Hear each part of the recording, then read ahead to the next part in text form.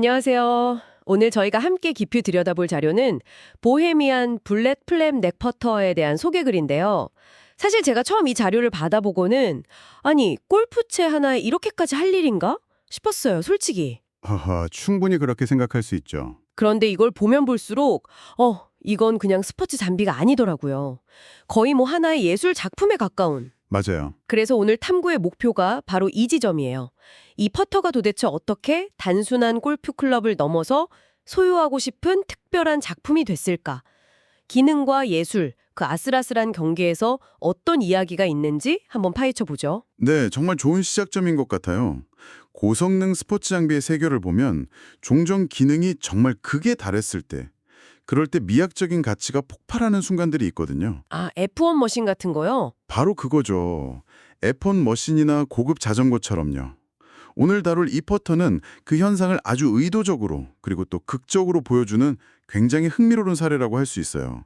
자료를 통해서 이 퍼터의 독특한 제작 기법부터 또 그 안에 숨겨진 디자인 철학 그리고 이 모든 화려함이 과연 성능과는 어떻게 연결되는지 그 고리를 한번 집중적으로 추적해 보겠습니다. 좋습니다. 자, 그럼 본격적으로 한번 시작해 볼까요? 자료를 보면 가장 먼저 눈길을 사로잡는 건 역시 그 넥 부분이더라고요. 네, 그렇죠. 차분한 은색 헤드랑은 완전 다른 세상이잖아요. 꼭 무슨 용접하다가 만 것 같기도 하고 아니면 뜨거운 불꽃을 그대로 가둬놓는 것처럼 푸른색, 보라색이 오묘하게 막 섞여 있는데 이 색감이 정말 압도적이에요. 그렇죠. 흔히 볼 수 있는 색감은 아니죠. 그리고 바로 여기서 이 퍼터의 첫 번째 비밀이 드러납니다.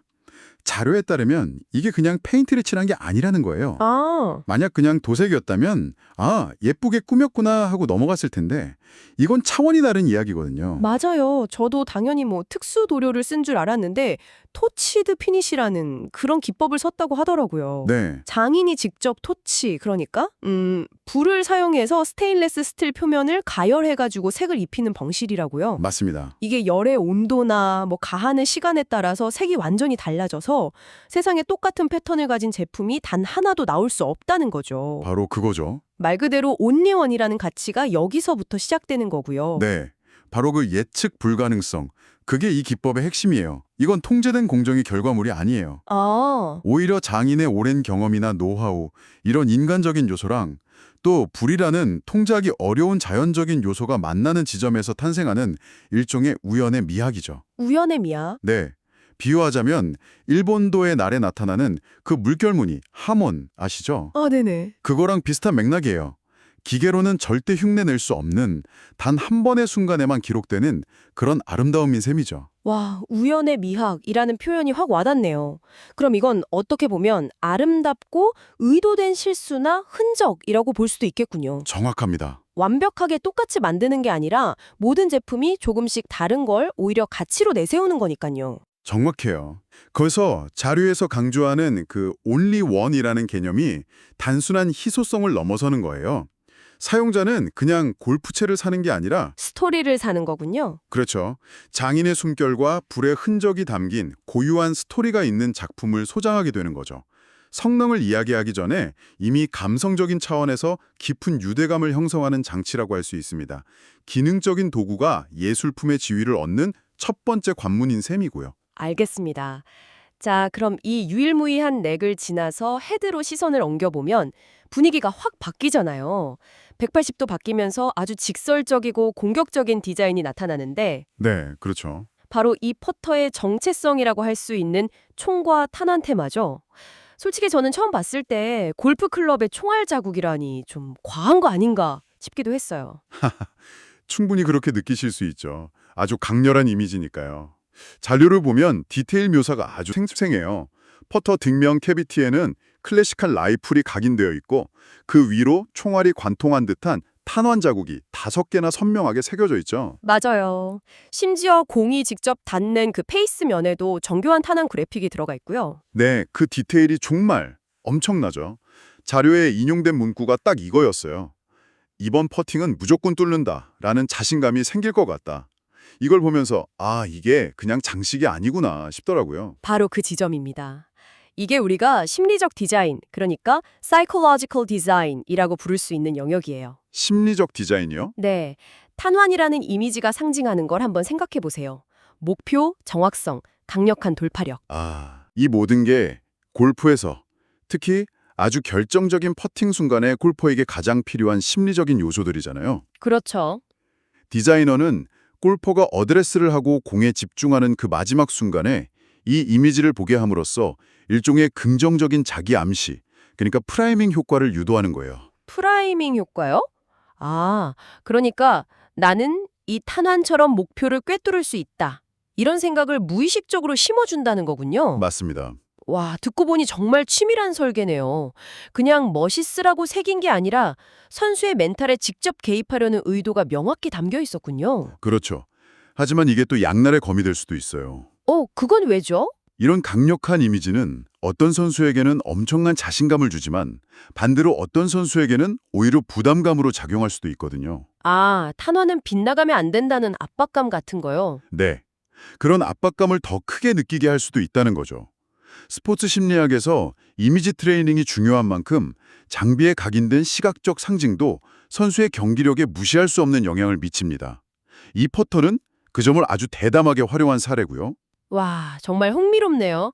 장비가 단순한 도구를 넘어서서 선수의 심리적인 파트너 역할을 하거나 혹은 반대로 압박의 근원이 될 수도 있다는 거잖아요. 네. 결국 이 퍼터를 선택한다는 건 이런 강렬한 심리적 자극을 긍정적으로 활용할 수 있는 자신감을 가진 골퍼라는 의미도 되겠네요. 아주 정확한 분석입니다.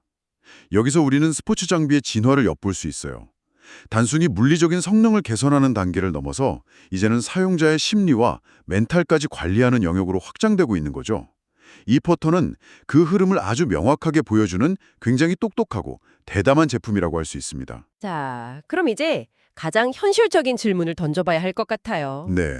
불꽃 같은 넥, 총알 같은 디자인, 좋아요, 예술설도 알겠고 심리적 의도도 알겠습니다. 그런데 솔직히 이렇게 화려한 제품을 보면 이거 그냥 디자인만 그럴싸하고 성능은 별로인 거 아니야? 이런 의심이 먼저 드는 게 사실이거든요. 아주 중요한 질문이죠. 어떤 장비든 본연의 기능, 그러니까 퍼포먼스를 충족시키지 못하면 결국 외면받게 되니까요. 그렇죠. 디자인이 아무리 뛰어나도 퍼터는 결국 공을 홀에 넣는 도구잖아요. 맞아요. 그런데 자료에서는 성능에 대한 타협이 전혀 없었다고 아주 단호하게 말하고 있어요. 우선 소재부터가 GSS라고 하는데 네, 정밀 가공한 헤드랑 롱넥을 조합해서 묵직하고 안정적인 스트로크를 가능하게 한다고 설명하고요. 그리고 제가 정말 인상 깊었던 건 페이스면의 플라이 밀링 기법이었어요. 플라이 밀링. 네, 장인이 직접 손으로 밀링 간격을 조절해서 독특한 타구감을 만든다고 하더라고요. 네, 그 두 가지가 이 퍼터의 기능적 핵심입니다. 기술적인 부분을 조금 더 깊게 파고 들어가 보죠. 먼저 GSS는 점원 스테인리스 스틸의 약자예요. 점원 스테인레스 스틸. 네, 퍼터에 좀 관심 있는 분들은 아시겠지만 투어 선수들이 사용하는 최고급 퍼터에 주로 쓰이는 소재죠. 흔히 쓰는 서지컬 스테인리스 스틸이나 카본 스틸에 비해서 밀도가 높고 재질이 부드러워요. 그래서 임팩트 때 공이 페이스에 착 하고 붙었다 나가는 듯한 그런 특유의 타구감을 줍니다. 타구감. 네, 아주 명료하고 부드러운 피드백을 주기 때문에 미세한 거리 컨트롤에 유리하죠. 소재부터가 이미 최고 수준이라는 거군요. 그럼 플라이 밀링은 어떤가요? 손으로 직접 조절한다는 게 감성적인 부분 말고 성능에도 실질적인 영향을 미치나요? 기계가 더 정교하지 않나요? 좋은 질문이에요. 물론 기계는 균일하게 깎을 수 있죠. 하지만 골프에서의 느낌이라는 건 균일함만으로는 설명되지 않아요.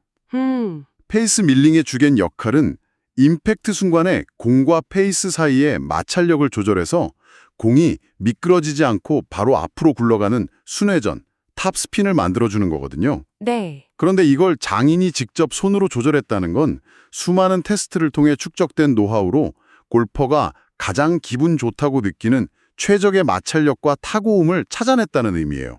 기계가 만들어내는 획일적인 패턴이 아니라 사람의 감각에 가장 잘 맞는 미세한 변화를 구현해낸 거죠. 그렇군요. 그래서 자료에서 그 터치감을 그냥 좋다가 아니라 기분 좋은 짜릿함이라고 표현했군요. 그 짜릿함이 바로 장인의 손끝에서 만들어진 거네요. 바로 그거예요. 예술과 기능이 어떻게 만나는지를 보여주는 완벽한 예시죠. 아하. 장인의 수작업이라는 예술적 과정이 결국 골퍼가 손끝으로 느끼는 감각적 만족이라는 기능적 결과로 직결되는 거예요. 불로 지져서 만든 토치드넥이 시각적 감성적 만족을 준다면 손으로 깎아낸 플라이밀링 페이스는 촉각적 기능적 만족을 주는 셈이죠. 이 퍼터의 철학은 예술과 기능이 분리된 게 아니라 서로가 서로의 존재 이유가 되어주는 상호 보완 관계에 있다는 걸 명확하게 보여줍니다. 와, 오늘 대화를 정리해보니까 이 퍼터는 정말 여러 겹의 의미를 가진 물건이네요. 그렇죠. 첫째는 불의 흔적을 담아서 세상에 단 하나뿐인 작품으로 만든 예술성. 둘째는 탄환이라는 강력한 상징으로 골퍼의 멘탈에 직접 개입하는 심리적 설계. 네. 그리고 마지막은 GSS 소재와 장인의 손길로 완성된 타협 없는 퍼포먼스. 이 세 가지가 정말 완벽하게 맞물려 돌아가고 있었군요. 네, 아주 훌륭한 요약입니다. 어느 한 요소도 따로 떼어놓고 생각할 수 없게 아주 유기적으로 얽혀 있죠. 그게 바로 이 퍼터가 가진 힘이고요. 그래서 결론적으로 이건 단순히 공을 잘 치기 위한 도구를 넘어서 그린 위에서 자신의 정체성을 표현하고 싶은 골퍼를 위한 하나의 선언 같은 작품이다. 이렇게 말할 수 있겠어요. 맞습니다. 자료의 마지막 표현처럼 차가운 금속 위에 뜨거운 열정을 입힌 결과물이라는 말이 딱 맞는 것 같네요. 여기서 한 걸음만 더 나아가면 이 퍼터가 보여주는 더 큰 그림을 볼 수 있어요. 바로 현대사회의 소비 트렌드죠. 소비 트렌드요? 네, 사람들은 더 이상 물건의 기능만 보고 소비하지 않아요. 그 물건에 담긴 철학, 제작 과정의 스토리, 그리고 나만이 가질 수 있다는 고유성, 여기에 기꺼이 더 큰 비용을 지불하죠. 이 퍼터는 그 현상을 아주 명확하게 보여주는 사례예요. 대량 생산되는 기성품에서는 느낄 수 없는 가치, 바로 그 이야기를 사는 거군요. 맞습니다. 그런 의미에서 이 퍼터는 인공지능과 자동화가 모든 것을 대체할 것 같은 이 시대에 역설적으로 인간의 손길과 예측 불가능한 우연의 가치가 얼마나 소중하게 여겨지는지를 보여주는 흥미로운 신호탄 같아요. 가장 비효율적이고 아날로그적인 방식이 오히려 가장 높은 가치를 인정받는 시대의 단면을 보여주는 거죠. 자, 오늘 탐구는 여기까지입니다. 마지막으로 여러분께 생각해 볼 질문 하나를 던지면서 마무리할까 해요. 자료에서는 이 퍼터를 기능성과 예술성의 완벽한 조화라고 표현했어요. 그런데 과연 완벽한 조화라는 게 가능할까요? 혹은 늘 어느 한쪽이 다른 한쪽에 봉사하는 관계는 아닐까요? 만약 당신이 이 퍼터처럼 기술과 예술이 극적으로 결합된 물건을 손에 쥔다면 당신에게 그것은 아름다운 도구인가요? 아니면 기능적인 예술품인가요? 그 경계는 어디에 있을지 한 번쯤 생각해 보시는 것도 재밌을 것 같네요.